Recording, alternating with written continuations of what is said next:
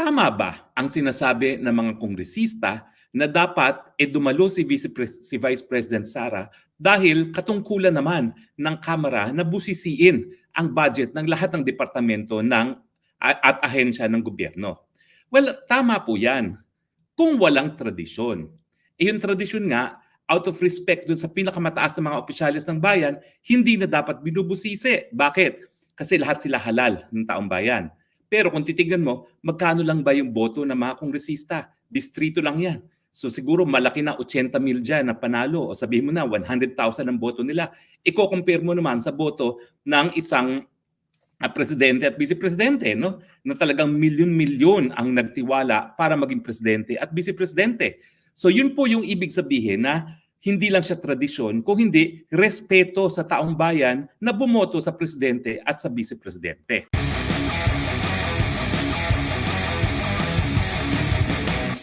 Abay, kayo ba'y nanood ng The Grand Event kanina sa Kongreso? Abay, napahanga talaga ako kay Congressman Dante Marcoleta. Manong, ang galing mo, ha? Talaga nga namang hindi niya inatrasan, no? At talagang ipinaglaban niya yung tradisyon sa Kongreso na pagdating sa budget ng Pangulo at ng Vice Presidente, dahil sila ang pinakamataas na opisyalis ng bayan, meron talagang tradisyon na hindi na nagtatanong, hindi na binubusisi ang budget ng Presidente at ng Vice President. Talagang ganyan naman po. Si Dante, 18 years na halos sa Kongreso, no? 18 siya next year, ngayon 17th year. Ibig sabihin, 2 beses na siya nag-3 termers, no? Alam naman niya talaga kung ano yung tradisyon na yan. At alam niyo naman sa Kamara, dahil sila ay mga mambabatas, yung tradisyon minsan ang pinagmumulan ng kanilang mga rules, no? So bagamat hindi siya talaga formally nakasulat na rules, ang tradisyon naman po ng Kamara ay hindi nagbabago, no? Except itong taon nito. Itong taon nito, binusisi talaga ang budget ng Vice Presidente at hindi lang po yan, no? Sa mula't mula, talagang target nila na bawasan ang budget ng Vice Presidente. Sa tingin ko nga, kung pwede nila gawing zero budget yan, gagawin nilang zero budget. Pero ang aking prediction dyan, magbibigay yan ng budget para sa sweldo lamang at walang programang popondohan ang opisina ng Vice President. Kasi nga, ang gusto nila, mawala bilang banta sa 2028 itong si Inday Sara Duterte. At kung sila nga ay masusunod, mag-impeachment pa yan. Para ngayon pa lang, mawala na bilang banta itong Vice President. Pero pag-usapan po natin ngayon, tama ba ang sinasabi ng mga kongresista na dapat dumalo si Vice President Sara dahil katungkulan naman ng Kamara na busisiin ang budget ng lahat ng departamento at ahensya ng gobyerno? Well, tama po yan kung walang tradisyon. Yung tradisyon nga, out of respect dun sa pinakamataas na mga opisyalis ng bayan, hindi na dapat binubusisi. Bakit? Kasi lahat sila halal ng taong bayan. Pero kung titignan mo, magkano lang ba yung boto ng mga kongresista? Distrito lang yan. So siguro malaki na 80,000 dyan na panalo o sabihin mo na 100,000 ang boto nila. Iko-compare mo naman sa boto ng isang presidente at vice-presidente, no? Na talagang milyon-milyon ang nagtiwala para maging presidente at vice-presidente. So yun po yung ibig sabihin na hindi lang siya tradisyon, kung hindi respeto sa taong bayan na bumoto sa presidente at sa vice-presidente. Pangalawa, tama po yung sinasabi nila na talagang sa ating sistema ng gobyerno, talagang the power of the purse lies with Congress. Ang problema, meron din pong good faith at saka bad faith. Yung good faith is, unang-una, yun nga po, no, sinusunod ang tradisyon na out of respect dun sa mga maraming botong nakuha sa taong bayan, hindi na dapat idiskurso pa o hindi na kinakailangan busisiin pa ang budget ng presidente at ng vice president. Pero yung good faith and bad faith, makikita nyo rin yan doon sa mga aktwasyon ng mga kongresista. Sa mulat mula, itong taon nito, alam natin na nagkaroon talaga ng script na wag bibigyan ng budget ang Vice President. Ano ba pinagmulan nito? Ang pinagmulan nito ay yung panahon na binawasan nga ang kanyang confidential fund, yung panahon ng 2023. At yung 2024 nga, hindi na humingi ng confidential fund itong si Vice President Sara Duterte. Pero wag natin kakalimutan, noong 2023, ang pinagmulan nito ay yung tambaluslos. Ibig sabihin, yung natanggal itong si Senior Deputy Speaker Gloria Macapagal Arroyo, nag-react ang Vice President, kinampihan si GMA, nagsalita ng tambaluslos at ayun na, nabiyak na ang unit team. Everything went downhill from there. So, yung good faith and bad faith na sinasabi ko, totoo po na good faith talagang obligasyon ng Kongreso na busisiyan ang budget ng lahat ng ahensya ng gobyerno. Pero dito, makikita mo na may bad faith. Bakit? Kasi nga sabi ni Dante Marcoleta, merong tradisyon na hindi na binubusisi ang budget ng dalawang pinakamataas na opisyalis ng bayan. Pangalawa, alam naman natin na sa mga pangyayari sa politika dito sa Pilipinas, talagang tinitira at titirahin talaga ng speaker itong vice president bilang pinakamalaking balakid sa kanyang pagnanais na maging presidente o di naman kaya prime minister sa lalong mabilis na panahon. Kaya nga sinasabi ko, merong good faith and bad faith. Kung good faith yan, sinunod nila yung tradisyon. Diba? No questions asked. Kasi yun naman talaga ang tradisyon.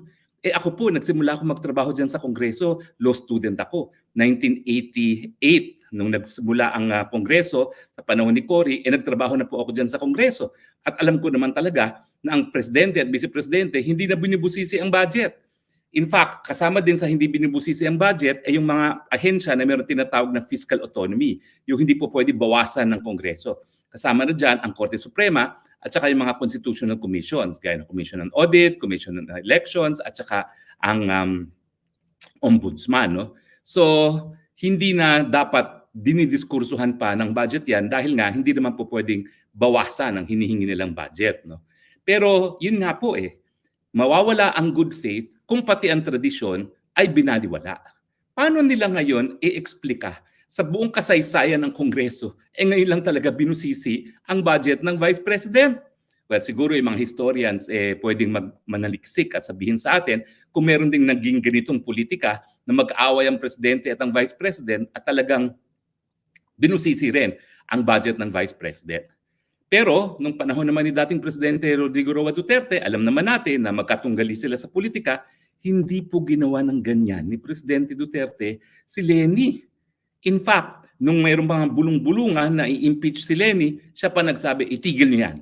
Walang mabuting kararatnan niyang impeachment niyo kay Vice President. Hayaan niyo siya, demokrasya to, pabayaan niyo siya magsalita kung ayaw niyo sa akin. No? So, yan po yung pagkakaiba talaga noon at ngayon. Ngayon parang benggahan po Malinaw na nagbebenggahan. So binaliwala ang tradisyon na isang indikasyon na wala pong good faith doon sa ginagawa ng Kongreso at talagang hinahanapan nila ng butas ang Vice President. Kulang na lang talaga tawagin magnanakaw ang Vice President. At meron nga mga nagsabi na magnanakaw siya. Pero ang totoo po, nakabinbin pa po sa Korte Suprema yung issue ng legalidad ng confidential funds. At kung ako ang tatanungin ninyo, hindi naman siya ang nagbigay ng confidential fund. Siya ay humingi, binigyan at ginamit. So kinakailangan lang tignan dyan, yung paggamit ng confidential funds, alinsunod ba yan dun sa rules and regulations ng COA sa paggamit ng confidential funds? Kasi itong mga confidential funds naman ito, hindi siya subject to normal liquidation procedures. Kasi nga, confidential funds vested with national security. So hindi naman talaga lilalantad sa publiko kung ano yung mga detalye ng paggastos na yan. No? Pero ang punto nga po is, itong taon na ito, wala naman talagang confidential fund na hinihingi. Nung nakalipas na taon, wala rin talagang confidential fund. Bakit binabalik pa yung mga nakaraan sa mga diskurso ngayon? So nakikita natin na talagang gusto lang talaga nilang targetin, gusto nilang pahiyain, gusto nilang butasan, kahit papano ang pagkatao ni VP Sara. Pero sa tingin ko, hindi naman sila nagwagi. Bakit? Kasi lumabas silang parang mga bully. Nag-iisa doon si Inday Sara, isang magandang babae, isang abogada, naninindigan, matapang, lumalaban, at ang kalaban niya, ang buong Kongreso ng Pilipinas. Alam niyo, nakakalungkot ha? Kasi kanina nga, doon sa nagkaroon ng motion na bakit babaguhin ang tradisyon at nagbutuhan, tatatlo lang ang bumoto na dapat hindi baguhin ang tradisyon. Pero alam niyo, kung ito ay magiging bagong tradisyon ng Kamara, wala pong kapayapaan sa larangan ng politika ng Pilipinas. Dahil bihira naman po talaga na magkakampi ang nagiging presidente at vice-presidente. Ang rule po natin sa Pilipinas kasi, parehong halal, diretso ng taong bayan ng presidente at ang vice president. Sa Amerika po kasi, hindi sila po pwedeng pumili ng ibang vice president. Kung ikaw ay boboto kay Trump, automatic ang boto mo sa vice president, yung vice presidente ni Trump. At yun naman, automatic magiging Senate president. para meron namang trabaho yung vice presidente, hindi lang nag-aantay para mamatay yung presidente o magkasakit o mag-resign. May trabaho siya. Kabahagi siya ng lehislatura dahil siya magiging Senate President. So siguro, kung tayo magbabago ng saligang batas, ganun na rin ang gawin natin kasi talaga namang palamuti lang ang Vice President sa ating sistema ng gobyerno na hindi naman dapat. No? Well, in any case, again, unang-una, pugay po kay Congressman Marcoleta dahil pinanindigan niya ang tradisyon. Tradisyon na responsable para magkaroon ng kapayapaan sa panig ng presidente at vice-presidente na hindi magkakampi. Kasi mabibilang mo naman talaga yung mga pagkakataon na magkakampi ang presidente at vice president. O in recent history, tignan natin. O, di ba, si Leni at si Presidente Duterte hindi magkakampi. O si Arroyo, si Aquino at saka si VP Binay hindi rin magkakampi. O yung Arroyo at saka si Noli de Castro magkakampi. So exception yan. Pero before that, syempre si FVR at saka si GMA hindi rin magkakampi. O di ba? Pati naman yung panahon ni Cory Aquino, bagamat magkakampi talaga sila ni Salvador Laurel, naghiwalay din sila sa kalagitnaan. Hindi, sa simula pa lang naghiwalay na sila eh. So kung wala yung ganyang tradisyon na hindi na binubusisi yung budget ng Pangulo at pangalawang Pangulo, talagang wala pong kapayapaan sa larangan ng politika. At ang mangyayari, politika na lang ng politika taon-taon. Dahil pagdating pa lang sa budget, naglalabanan na yung hindi magkakamping presidente at vice president. Tradisyon yan, pero merong dahilan. Kaya yan sinusunod ng mga kongreso. Kapayapaan sa larangan ng politika, respeto sa desisyon ng ginawa ng soberenyang mamamayang Pilipino. Sana naintindihan yan ng mga miyembro ng kongreso ngayon. Well, sa ating sistema naman po ng batas, ang prediction ko naman, i-restore naman po ng Senado kung ano man yung tatanggalin ng Kamara. Kasi ang mga senador, mas malawak ang paningin at mas merong respeto sa mandato ng taong bayan na ibinigay sa Vice President kasi after all, marami sa kanila nagtangka na maging Vice President at Presidente at hindi pinalad. So dahil dyan, may respeto sila sa ating Vice President. So, unfortunately, mga kaibigan, tuloy po ang magulong buhay ng politika sa Pilipinas. Ang tanong, ano ang magiging endgame? Meron pa ba tayong 3 taon ng ganito na napakagulo? O meron bang maghihimasok para protektahan ang taong bayang Pilipino? Well, nasa saligang batas naman po yan. Wala pong krimen kapag sinabi ko na meron naman pong institusyon na tinalaga na bilang protektor ng sambayanang Pilipino. Alam na po natin kung sino sila.